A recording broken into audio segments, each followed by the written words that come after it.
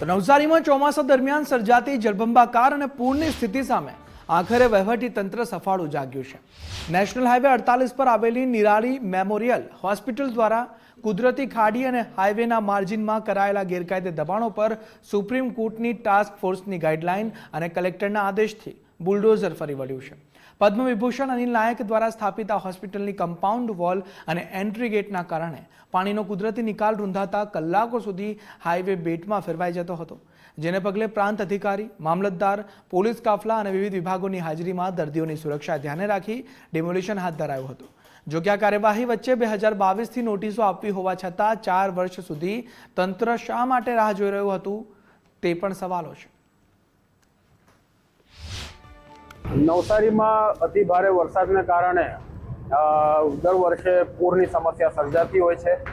એમાં આ નિરાલી હોસ્પિટલ જે છે નેશનલ હાઈવે 48 પર, ત્યાં નિરાલી હોસ્પિટલની જે કમ્પાઉન્ડ વોલ ને એન્ટ્રી ગેટ છે એ આ B6 જે ખાડી છે એ ખાડીની ઉપર દબાણ કરીને બનાવવામાં આવેલ છે અને 2022થી લઈને અત્યાર સુધી વારંવાર નેશનલ હાઈવે દ્વારા અને ડ્રેનેજ વિભાગ દ્વારા નિરાલી મેમોરિયલ હોસ્પિટલને નોટિસ આપીને જાણ કરવામાં આવી હતી કે આપનું આ ખાડીની ઉપરનું દબાણ છે અને આ સેન્ટ્રલ લાઇનથી 40 મીટર એટલે કે હાઈવેના ROW ની અંદર પણ આવી જાય છે એવું દબાણ છે।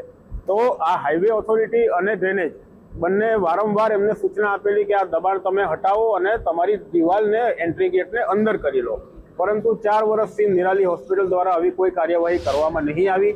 ગત મહિને એક પછી એક 3 પૂર આવ્યા બાદ નવસારી જિલ્લા વહીવટી તંત્ર દ્વારા ગેરકાયદેસર દબાણો પર લાલ આંખ કરવામાં આવી છે। હાલમાં આપણે છીએ નિરાલી હોસ્પિટલ પાસે, જ્યાં કુદરતી કાચ પર જે દબાણ કરવામાં આવ્યું હતું તેને તોડવામાં આવી રહ્યું છે અને કુદરતી કાચને ખુલ્લી કરવામાં આવી રહી છે।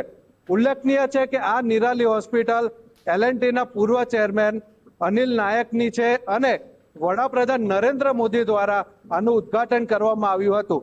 જો કે લોકોને જે તકલીફો પડી રહી હતી અને નિરાલી હોસ્પિટલ પર ગત સમયે જે 3 વખત હાઈવે પર પાણી ભરાઈ જવાને કારણે લોકોને જે મુશ્કેલીનો સામનો કરવો પડી રહ્યો હતો, તેના કારણે તંત્રએ હાલમાં ગેરકાયદેસર દબાણ દૂર કરવાની કામગીરી હાથ ધરી છે અને 9 મીટર જેટલો જે દબાણ છે તેને દૂર કરવામાં આવશે।